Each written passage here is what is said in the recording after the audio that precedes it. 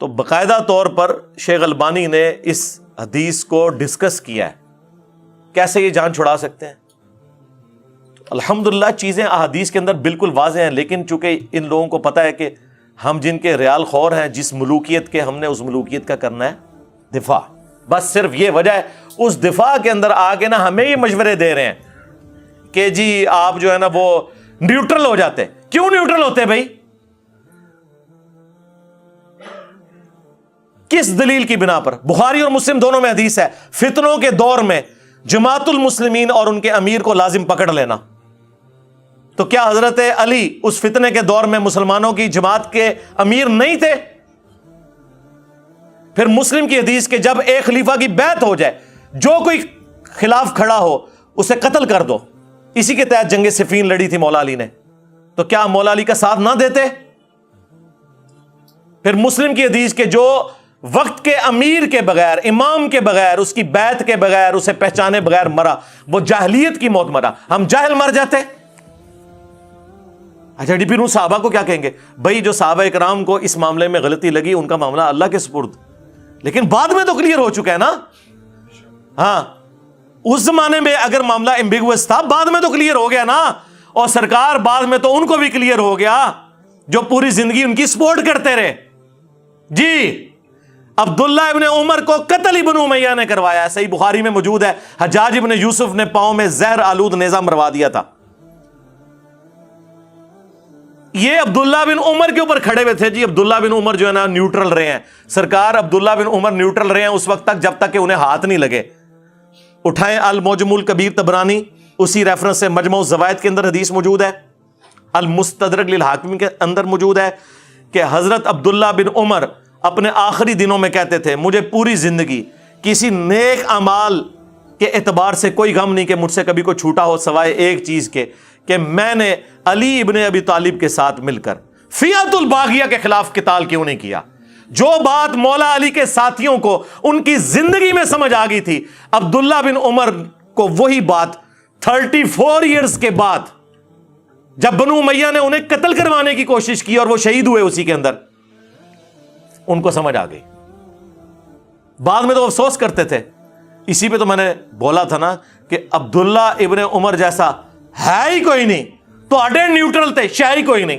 اب کوئی بھی نیوٹرل بڑے سے بڑا لے آئے، عبداللہ بن عمر سے بڑا ہوگا، انہیں تو سمجھ آ گئی نا۔ اور دوسرا یہ ایک صحابی کے اوپر کھڑے ہوئے تھے جی، وہ ابو بکرہ، ایک ابو بکر ہے نا خلیفہ راشد، ایک ابو بکرہ صحابی، وہ کہتے ہیں جی بخاری میں ان کی حدیث ہے کہ ایک صحابی کھڑے ہوئے اور انہوں نے ارادہ کیا کہ حضرت علی کا ساتھ دیں جنگوں کے دور میں، تو ابو بکرہ نے انہیں روک دیا اور کہا کہ میں نے رسول اللہ سے سنا تھا کہ جب ایک مسلمان دوسرے پر تلوار سونت لے تو دونوں جہنمی ہیں، قاتل اور مقتول۔ اور ہم نے رسول اللہ سے پوچھا کہ مقتول کیوں جہنمی ہے، قاتل صرف جہنمی ہونا چاہیے تھا؟ تو نبی علیہ السلام نے فرمایا اس نے بھی تو اپنے بھائی کے قتل کا ارادہ کیا تھا، لہٰذا اب مسلمان آپس میں لڑ رہے ہیں تو تم اس جنگ کا حصہ نہ بنو۔ یہ کس نے کہا؟ ابو بکرہ نے۔ اور ابو بکرہ کے ساتھ جو بنو امیہ نے کیا نا، ہاں جس نے مولا علی کے ساتھ یہ معاملہ کیا ہے نا، مرنے سے پہلے اس کے 14 طبق روشن کیے ہیں بنو امیہ نے۔ وہ میں آپ کو بعد میں بتاتا ہوں کہ اس ابو بکرہ کے ساتھ انہوں نے کیا کیا، جو لوگوں کو روکتے تھے حضرت علی کا ساتھ دینے سے، لیکن نیوٹرل تھے۔ یہ بھی نہیں کہتے تھے کہ آپ معاویہ کا ساتھ دو، حضرت معاویہ کا ساتھ بھی وہ نہیں کہتے تھے رضی اللہ تعالی عنہما۔ ہم تو احترام سے ہی نام لیں گے ساروں کا۔ تو اس حدیث کے تحت وہ کہتے ہیں جی یہ جو بخاری کے حدیث، او بھائی یہ حدیث اس صورت میں ہے جب کوئی شخص ذاتی دشمنی کی بنیاد پہ ایک دوسرے کو قتل کرے، لسانیت کی بنیاد کے اوپر۔ جب اللہ کا حکم آ جائے، جو قرآن میں حکم ہے اطیعوا اللہ و اطیعوا الرسول و اولی الامر منکم، اطاعت کرو اللہ کی، اس کے رسول کی اور اپنے حکمران کی۔ اور سورۃ الحجرات میں حکم آ جائے کہ جب مسلمانوں کا گروہ باغی ہو جائے تو اس کے خلاف قتال کرو یہاں تک کہ توبہ پر آمادہ ہو جائے۔ تو قرآن میں جب لکھا ہے کہ ایک مسلمان نے دوسرے مسلمان کے خلاف تلوار اٹھانی ہے ریٹ آف دی گورنمنٹ کو قائم کرنے کے لیے، تو ابو بکرہ نے یہ رزلٹ کیسے نکال لیا؟ بھئی حضرت علی ریٹ آف دی گورنمنٹ کو قائم کر رہے تھے، اور پھر حضرت علی سے بڑھ کر کسی کو قرآن اور حدیث کا فہم تھا کہ آپ ابو بکرہ کے پیچھے جا کے چھپیں؟ آپ سنیں پھر اس ابو بکرہ کے ساتھ کیا ہوا رضی اللہ تعالیٰ عنہ۔ ان کا بیٹا بتاتا ہے، مسند احمد میں حدیث ہے، اور اس حدیث کا کچھ حصہ ابو داؤد اور ترمذی کے اندر بھی موجود ہے۔ اس میں بس اتنا ہی ہے کہ ابو بکر رضی اللہ تعالیٰ عنہ کہتے ہیں کہ لیکن اس حدیث کا جو شان ارشاد ہے وہ بعد میں آئے گا مسند احمد میں. پہلے میں یہ حدیث میں نے اپنے پمفلٹ میں بھی ڈالی ہوئی ہے, اتنا حصہ کہ ابو بکر کہتے ہیں کہ نبی علیہ السلام لوگوں سے پوچھا کرتے تھے, اگر کسی کو خواب آیا ہو تو نبی علیہ السلام اس کی تعبیر ارشاد فرماتے تھے. تو ایک شخص نے آ کے عرض کیا, یا رسول اللہ میں نے خواب میں دیکھا کہ آسمان سے ایک ترازو نازل ہوئی ہے اور آپ کو اور ابو بکر کو تولا گیا اور آپ وزنی ہو گئے اس کے اوپر. پھر اس کے بعد ابو بکر اور عمر کو تولا گیا تو ابو بکر وزنی ہو گئے. پھر اس کے بعد عمر اور عثمان کو تولا گیا تو عمر وزنی ہو گئے, اور پھر وہ ترازو اوپر آسمان کی طرف اٹھا لی گئی. تو نبی علیہ السلام کا چہرہ مبارک جو ہے نا وہ اس پہ ناگواری کے آثار آئے. آپ کو پتہ چل گیا کہ یہ کس طرف اشارہ ہے. وہ مسند احمد میں حدیث میں موجود ہے کس طرف اشارہ تھا کہ خلافت بتدریج ملوکیت میں کنورٹ ہو جائے گی, یعنی حضرت عمر تک معاملات سیدھے رہیں گے. جو بخاری مسلم میں حدیث ہے کہ میری امت اور فتنوں کے درمیان دروازہ عمر ہے, جب اسے توڑ دیا جائے گا میری امت پہ وہ فتنے ٹوٹ پڑیں گے. اصل سیدنا عمر کی شہادت اسلام کی پیٹھ میں پہلا چھرا ہے, اور اس کا جو اینڈ ہے وہ شہادت سیدنا حسین ابن علی ہے. واقعہ کربلا جی صلح حسن ہوئی ہے, اور سرکار صلح حسن اس وقت تک تھی جب تک کہ حسن کے بھائی کو آپ نے قتل نہیں کیا تھا. آج حسن ابن علی قبر سے نکل آئے, انہیں پتا چلے کہ اس صلح کا یہ انجام کیا کہ تم نے میرے بھائی کو اور میرے پورے خاندان کو قتل کر دیا. صلح حسن تو منسوخ ہو چکی, اس کی تو کسی شرط پہ حضرت حسن کی زندگی میں عمل نہیں ہوا, الٹا حضرت حسن کو زہر دے کے مار دیا. اور پھر کربلا کے بعد یہ کہنا صلح حسن کو گال کرنے والی کرو یارا. جس طرح صلح حدیبیہ ٹوٹ گئی تھی اس طرح یہ بھی ٹوٹ گئی. آج کی ڈیٹ میں آپ کیا بات کر رہے ہیں. اچھا اس حدیث کی طرف واپس آ جائیں. اس حدیث کے کچھ طرق جو ہے مسند احمد میں موجود ہیں اور وہاں پہ بڑے زبردست الفاظ ہیں. عبد الرحمن بن ابی بکرہ کہتے ہیں, وہی ابی بکرہ جو لوگوں کو حضرت علی کا ساتھ دینے سے روک رہے تھے نا, ان کا بیٹا کہتا ہے کہ میں اپنے باپ کے ساتھ حضرت معاویہ رضی اللہ تعالیٰ عنہ کے دربار میں گیا ان کے دور ملوکیت کے اندر, اور زیاد ہمیں لے کر گیا. عبید اللہ ابن زیاد خبیث, وہ جو بخاری میں آتا ہے حضرت حسین ابن علی کے اس نے سر میں وہ چھڑی ماری تھی, جہاں پہ امام بخاری نے لکھا ہے حسین علیہ السلام برأس الحسین علیہ السلام. اس کا باپ بھی خبیث تھا زیاد, وہ حضرت معاویہ کا گورنر تھا. وہ انہیں لے کر گیا, وہاں پہ حضرت معاویہ نے کہا کہ کوئی ایسی حدیث سناؤ ابو بکرہ جو تم نے خود رسول اللہ سے سنی ہو. انہوں نے پکڑ کے یہی حدیث سنا دی, ہاں کہ نبی علیہ السلام اور ابو بکر کو تولا گیا تو رسول اللہ بھاری ہو گئے, اور کرتے کرتے وہاں تک جب پہنچا نا تو, اور پھر اس نے ساتھ کہا کہ نبی علیہ السلام نے فرمایا کہ خلافت کا ملوکیت میں بدل جانے کی طرف اس خواب میں اشارہ ہے کہ بتدریج خلافت ختم ہو کے ملوکیت میں بادشاہت میں وہی کیسر و کسریٰ کا جو نظام ہے وہی آ جائے گا. تو اب یہ حدیث جب سنائی نا ابو بکرہ نے تو زیاد نے گردن سے پکڑ کے, مسند احمد کے الفاظ ہے, حضرت معاویہ کے دربار سے باہر نکال دیا دھکے مار کے, اور کہا کہ تنو اور کوئی حدیث نہیں سی لبھی. جو یہ اسی سانو کہندے نا کہ تانوں یہ حدیث ملی ہے تقتلہ الفئۃ الباغیہ یدعوہم الی اللہ ویدعونہ الی النار. ہاں تواڈے بزرگ بھی یہی کچھ کرتے سن. اور بزرگ کون؟ آؤٹ آف ویڈ لاک پیدا ہونے والا ابن مرجانہ کا بچہ زیاد. یہ وہی ہے جسے حضرت معاویہ نے اپنا بھائی بنا لیا تھا یہ کہہ کے کہ زمانے جاہلیت میں میرے باپ نے اس کی ماں کے ساتھ منہ کالا کیا تھا, اس وجہ سے یہ میرا بھائی ہے. اور اس پہ پھر ابو بکرہ, اچھا وہ ابو بکرہ کا بھائی بھی بنتا ہے نا, یہ زیاد جو ہے نا وہ ابو بکرہ کا بھی بھائی لگتا ہے رشتے میں, تو اسی لیے وہ ساتھ لے کے گیا ہوا تھا. اور پھر ابو بکرہ کو لوگ آگے کہتے تھے بخاری مسلم میں کہ تک کو تھوڑے پرانے کے کم پایا ہے. انہوں نے کہا جی اسی تو حضور کو سنے ہے کہ جو اپنے باپ کا نام بدل لے تو وہ جہنمی ہے, اس پہ جنت حرام ہے. اب دیکھیں بات کہاں سے کہاں جڑتی ہے, کدھر کدھر چینیں جڑی ہوئی ہیں. وہ کہتے جی پھر وہ اس کو, یہ تو بھائی تھا وہ گردن سے پکڑ کے نکالا ورنہ گردن ہی لینی سی. وہ باہر گیا, پھر وہ ان کو دوبارہ دربار میں لے کے آئے کیونکہ ابھی انہوں نے کچھ وہاں پہ آگے گپ شپ کرنی تھی. دوبارہ معاویہ نے کہا کوئی حدیث سناؤ, انہیں پھر وہی حدیث سنائی. تیسری بار بھی 3 بار ہوا, یہ تیسری بار بھی انہیں حدیث سنائی.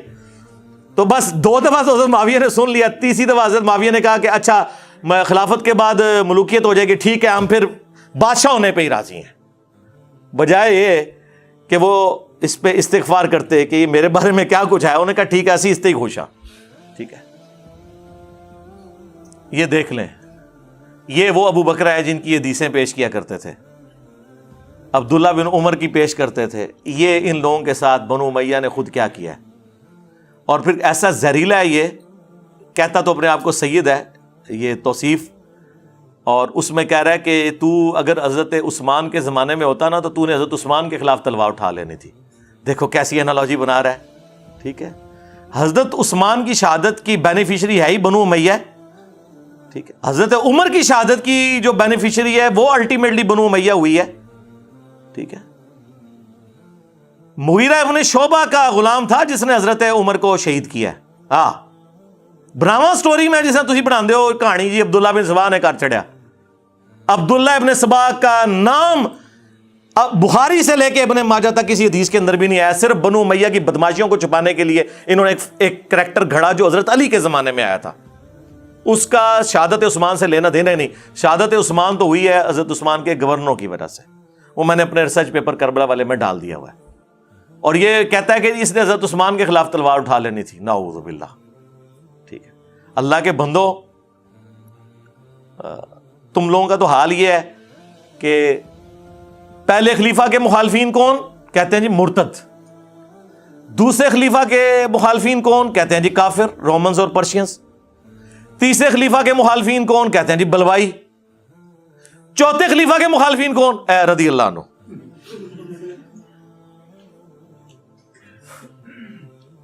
چوتھے کے ساتھ اتنی دشمنی. چوتھا تو وہ ہے جس کے ہر مخالف کے بارے میں بخاری مسلم میں رسول اللہ کی حدیثیں ہیں. جی چوتھا وہ ہے. کبھی کوئی تھوڑا انصاف پسند ہوگا تو کہہ دے گا ان کے مخالفین خوارج بھی تھے، اور ورنہ حضرت عثمان کے مخالفین کو خارجی کہہ رہے ہوتے ہیں. حضرت عثمان کے مخالفین تو خارجی ہے ہی نہیں تھے، وہ صحابہ اور تابعین تھے. اسی لیے تو بخاری میں 695 نمبر حدیث ہے. حضرت عثمان سے جب پوچھا گیا کہ فتنوں کے امام کا قبضہ ہے مسجد نبوی پہ، ہم ان کے پیچھے نمازیں پڑھیں، انہوں نے کہا نماز ایک مسلمانوں میں نیکی کا کام ہے، ان کا ساتھ دو. حضرت عثمان کو نہیں پتا تھا کہ یہ عبداللہ ابن سبا کی اولاد ہے جو نماز پڑھا رہی ہے. کہانیاں بنائی ہوئی ہیں، یہ بخاری شریف میں لکھا ہوا ہے. عبداللہ بن سبا ان کی تاریخ میں لکھا ہوا ہے. جعلی روایتیں اکٹھی کی ہوئی ہیں. ہاں، حضرت علی کے زمانے میں آیا، حضرت علی نے اسے خود قتل کروایا کیونکہ وہ حضرت علی کے لیے الوہیت کا عقیدہ رکھتا تھا. تو حضرت عثمان غنی رضی اللہ تعالیٰ عنہ پہ ہم نے نعوذ باللہ ان کا طریقہ واردات یہ ہے کہ بنو امیہ کو چھپانے کے لیے فرنٹ پہ نا حضرت عثمان اور عمر بن عبدالعزیز کو لے آتے ہیں. بھائی حضرت عثمان غنی رضی اللہ تعالیٰ عنہ علیہ السلام، حضرت عمر ابن عبدالعزیز رحمہ اللہ تعالیٰ و رضی اللہ تعالیٰ عنہ علیہ السلام، یہ تو بنو امیہ میں ایسے ہیں جیسے کہ آل فرعون میں موسیٰ. ان کے پیچھے کیوں چھپتے ہیں آپ لوگ جا کے؟ ان کی تو کیا شان ہے. ہمارا تو پورا مقدمہ ہی ختم ہو جائے اگر ہم حضرت عثمان کے مخالف ہو جائیں. ہم نے کیوں مخالف ہونا ہے؟ ہم انہیں خلیفہ راشد مانتے ہیں. ان کے دور حکومت میں کچھ مس ہینڈلنگ ہوئی، لیکن ان کی نیکیاں اور اسلام کے لیے کنٹریبیوشنز ان کی ان اجتہادی غلطیوں کے اوپر بھاری ہیں. اور سب سے بڑھ کر ان کی شہادت جو ہے اللہ تعالیٰ نے ان کی اجتہادی غلطیوں کا کفارہ بنا دی ہے. اب یہ میں بہت بڑا جملہ بول رہا ہوں، یہ تمام محدثین لکھ کے آئے ہیں جو بخاری مسلم میں حدیث موجود ہے. میں نے اپنے پمفلٹ میں بھی ڈالی ہے کہ آسمان سے ایک رسی لٹکی ہوئی ہے اور گھی اور شہد ٹپک رہا ہے، اور لوگ اپنے اپنی حیثیت کے مطابق برتنوں میں جمع کر کے لے کے جا رہے ہیں. ایک صحابی نے خواب دیکھا تھا جو حضور علیہ السلام سے حضرت ابوبکر نے کہا یا رسول اللہ میں اس کی تعبیر بیان کروں کہ یہ جو آسمان سے گھی اور شہد ٹپک رہا ہے یہ اللہ تعالیٰ کی طرف سے جو دین نازل ہوا ہے اور یہ اسلام کا سائبان ہے. یہ رسی قرآن کا وہ رشتہ جو جڑا ہوا ہے. پھر رسول اللہ جو ہے اس رسی سے اللہ کے پاس چلے جائیں گے، پھر ایک اور شخص اوپر چڑھ جائے گا، پھر ایک اور شخص چڑھے گا، اور جب چوتھا چڑھے گا تو وہ رسی ٹوٹ جائے گی، پھر اس کے لیے رسی کو جوڑ دیا جائے گا، پھر وہ بھی اوپر چڑھ جائے گا.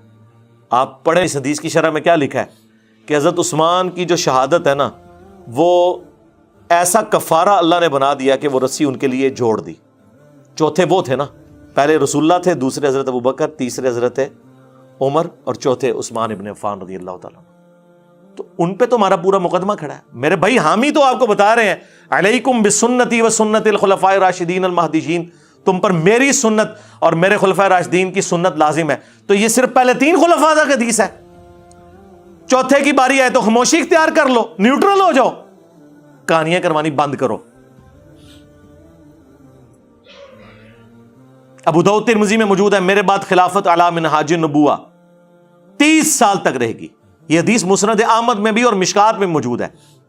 اس میں تو الفاظ ہیں کہ اللہ تعالیٰ جب تک چاہے گا نبوت تم میں رہے گی، اس کے بعد اللہ مجھے اٹھا لے گا، پھر خلافت علی منہاج النبوہ قائم ہوگی، اور وہ بھی اس وقت تک رہے گی جب تک اللہ چاہے گا، پھر اللہ تعالیٰ اسے بھی اٹھا لے گا، پھر کاٹ کھانے والی ملوکیت آ جائے گی. اور ابو داؤد ترمذی میں موجود ہے کہ میرے بعد خلافت علی منہاج النبوہ 30 سال رہے گی. پھر حضرت سفینہ کہتے ہیں بیٹا گن، ابو بکر کے 2 سال، عمر کے 10 سال، عثمان کے 12 سال اور علی کے 6 سال، 5.5 سال حضرت علی کے اور 6 مہینے حسن ابن علی کے. تو وہ آگے سے شاگرد ان کا کہتا ہے کہ بنو امیہ والے تو کہتے ہیں علی علیہ السلام خلیفہ ہی نہیں ہے، اور یہ لوگ کہانیاں کرا رہے ہوتے ہیں جی خلیفہ تو انہوں نے مان لیا ہوا تھا. ابو داؤد میں لکھا ہے کہ وہ خلیفہ ہی نہیں مانتے تھے حضرت علی کو. آپ کہاں سے جھوٹی وکالت ان کی کر رہے ہیں؟ اور علی علیہ السلام لکھا ہے امام داؤد نے. تو حضرت سفینہ کو اتنا غصہ آیا، انہوں نے کہا ان کی پیٹھ سے جھوٹ نکلا ہے. اصل میں خود بنو امیہ، بنو مروان بدترین بادشاہت ہے اس روئے ارض کی. اور یہ حدیث مصنف ابن ابی شیبہ میں موجود ہے اور مسند ابی داؤد طیالسی میں سیم سند کے ساتھ. اس میں وہ شاگرد پوچھتا ہے کہ اگر خلافت 30 سال ہے تو حضرت معاویہ کیا ہوئے؟ انہوں نے کہا وہ اسلام کے پہلے بادشاہ ہیں، خلیفہ نہیں ہے. یہ لوگ کہتے ہیں حضرت معاویہ کو نہیں مانتے ہم، خلیفہ راشد تو بڑی دور کی بات، ہم انہیں چھڑا خلیفہ بھی نہیں مانتے، بادشاہ ہیں، کیونکہ حضرت سفینہ حدیث کا فہم بیان کر رہے ہیں. اور مصنف ابن ابی شیبہ میں موجود ہے کہ بنو امیہ سخت گیر بادشاہ ہیں، ان کا پہلا بادشاہ معاویہ ہے. انہوں نے پہل جو ہے حضرت معاویہ سے کی ہے، یزید سے نہیں کی. معاملہ کھول دیا. تو ہم کس طرح حضرت عثمان کے مخالف ہو سکتے ہیں؟ ہمیں جھوٹے الزام لگاتے ہیں. ہم تو کھڑے میں خلفاء راشدین کے ساتھ، اور حضرت علی کے ساتھ تو ہر وہ چیز ہے جو نبی الاسلام نے بیان فرمائی ہے. اہل حدیث کو تو بتانے کی ضرورت نہیں ہے. اٹھائیں المستدرک للحاکم، مسند امام احمد، سنن نسائی الکبریٰ. نبی الاسلام کے ساتھ حضرت ابو بکر اور عمر بھی موجود تھے، اور حضرت علی اور باقی اصحاب بھی.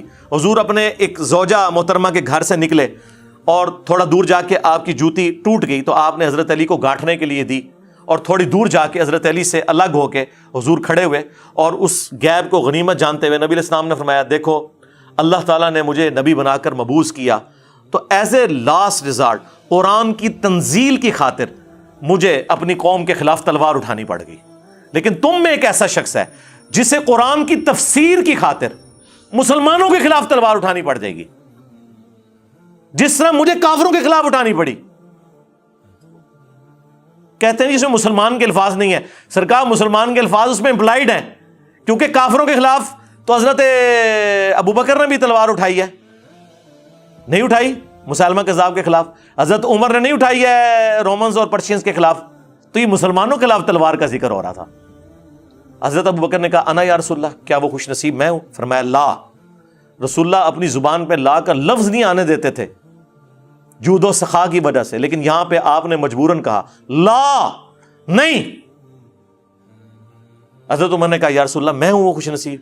فرمایا لا، بلکہ وہ شخص ہے جو میری جوتیاں گانٹ رہا ہے. صحابہ کرام دوڑے حضرت علی کی طرف اور انہیں بشارت دی کہ آن دا بہاف آف پروفٹ آپ مسلمانوں کے خلاف تلوار اٹھائیں گے جس طرح رسول اللہ نے کافروں کے خلاف اٹھائی.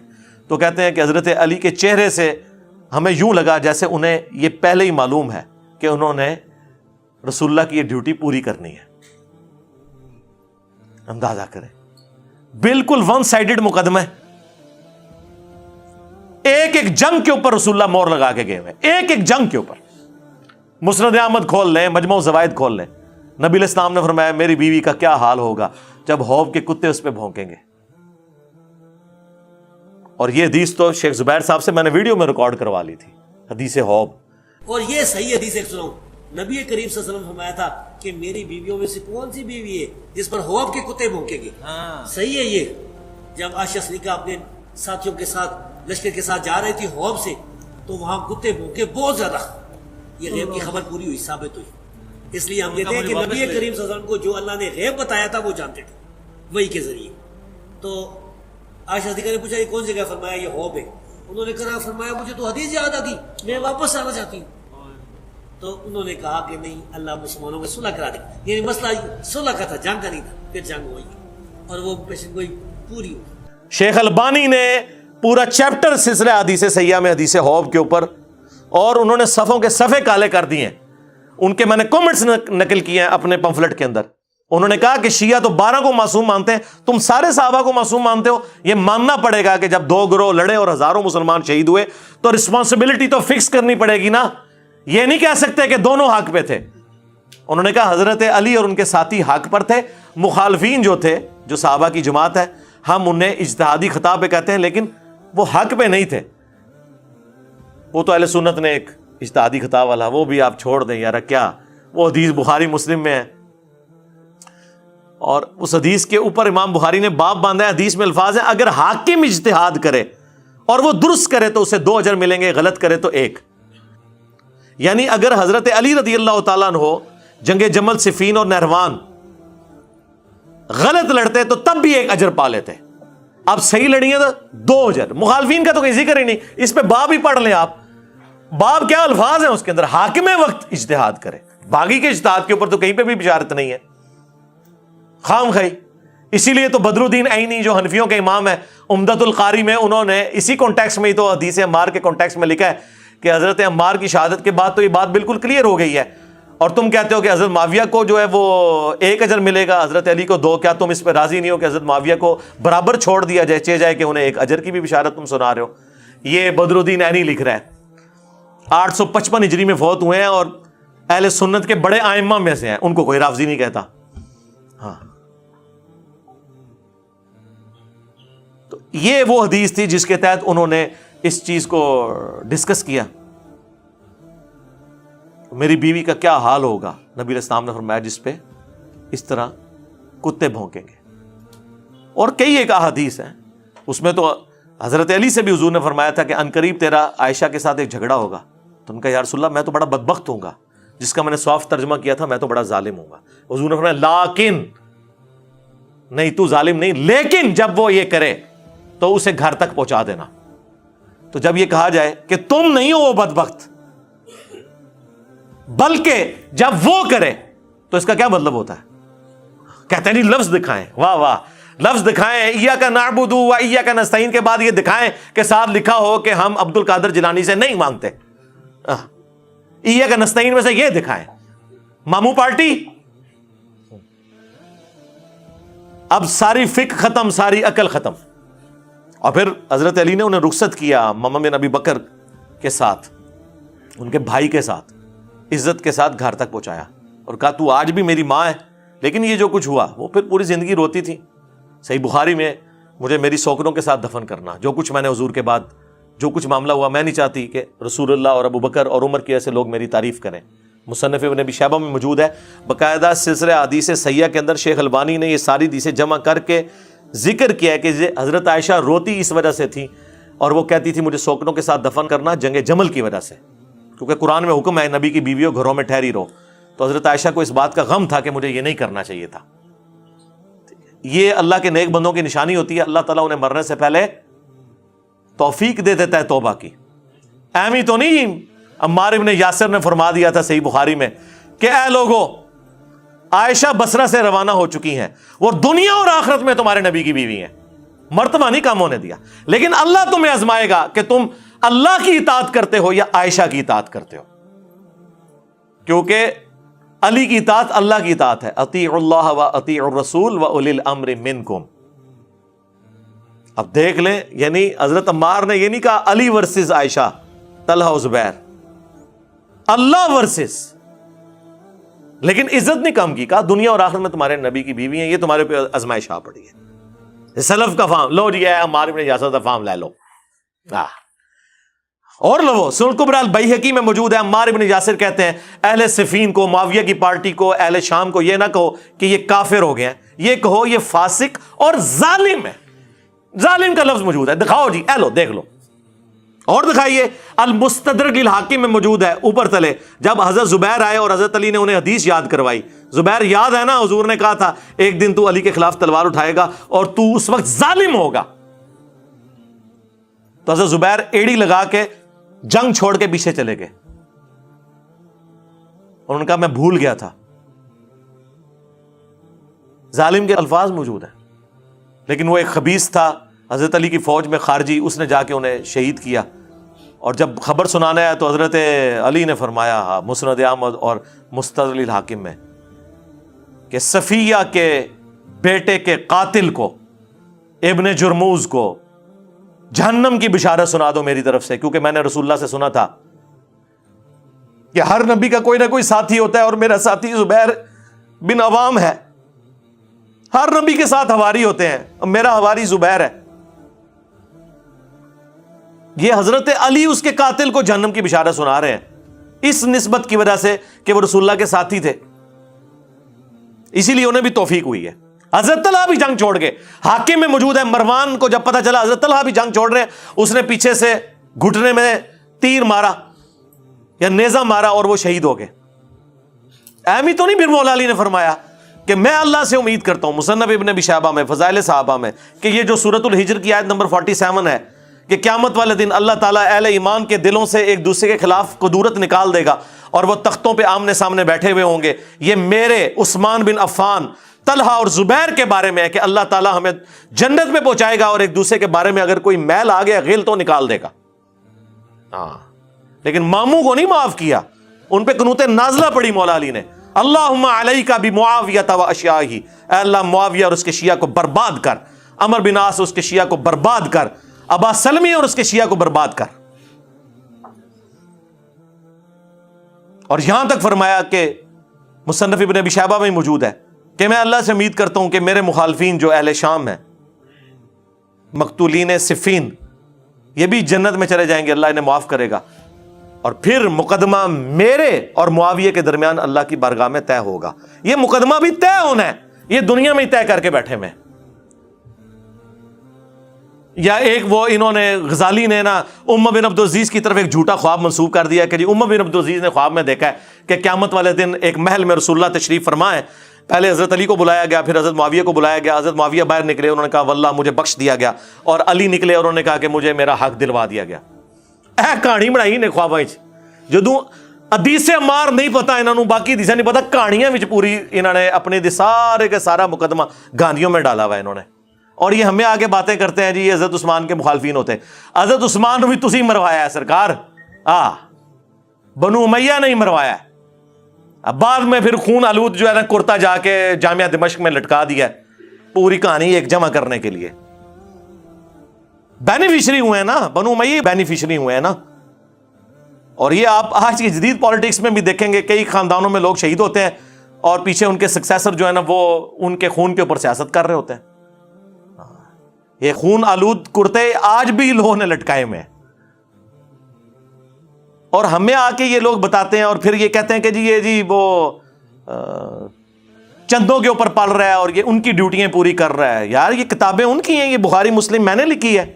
اب تم اپنی کتابوں سے منکر ہو گئے ہو تو اس میں میرا کیا قصور ہے؟ میرا تو کام یہ ہے کہ جو قرآن و سنت میں آیا ہے میں ڈنکے کی چوٹ کے اوپر بیان کروں گا اللہ کے فضل سے. اور اپنے گھر کی خبر لو، تمہارا ابا جس کے اوپر تمہارے فرقے کا نام ہے وہابی، اس کے بیٹے عبداللہ بن محمد بن عبد الوہاب نے ایک کتاب لکھی ہے سیرت الرسول، فری PDF ہماری ویب سائٹ سے ڈاؤن لوڈ کریں. خلفائے راشدین کے اوپر چیپٹر باندھے ہیں، اس نے وہ جملے لکھے ہیں کہ ان کی کانپیں ٹانگ جائیں. اس نے لکھا ہے اس کے اندر کہ حضرت معاویہ نے شہادت عثمان کا جھوٹا الزام حضرت علی پہ لگایا اور بیعت سے بھی منحرف ہوئے، لیکن اللہ تعالیٰ نے حضرت علی کو سرخرو کیا. پھر انہوں نے لکھا کہ بنو امیہ 60 سال تک گالی گلوچ کرواتے رہے، تنقید بیان کرتے رہے، تضحیق کرتے رہے حضرت علی کی ممبروں کے اوپر، لیکن اللہ تعالیٰ نے مولا علی کی شان کو بلند کیا. اور پھر انہوں نے مسند احمد کی حدیث نقل کی کہ اصحاب نے جنگ چھوڑ دی تھی قتل عمار کے بعد، اور حضرت عمر بن عاص نے حضرت معاویہ سے کہا کہ عمار قتل ہو گیا، اور رسول اللہ نے فرمایا تھا عمار کی قاتل جماعت وہ باغی ہے. تو انہوں نے کہا ہم نے اسے قتل کیا ہے. نہ یہ علی ساتھ لے کر آتا، یہ اس کے ساتھیوں نے لا کے ہمارے نیزوں کے آگے پھینک دیا. یاد ایامی که خوردم باده ها با چنگانی، جام می در دست من مینای می در دست وی، در کنار بایی خزان ما زندت رنگ به بهار، ورنیادی فرودین افسرده تر گردد زدی، بی تو جان من چو آن سازی که تارش در گسست، در حضور از سینه من نغمه خیزد پی به پی، آنچه من در بزم شوق آوردم دانی که چیست، یک چمن گل یک نیستان ناله یک خمخانه می، زنده کن باز آن محبت را که از نیروی او بوریای ره نشینی در فتد با تختکی، دوستان خرم که بر منزل رسید آواره ای.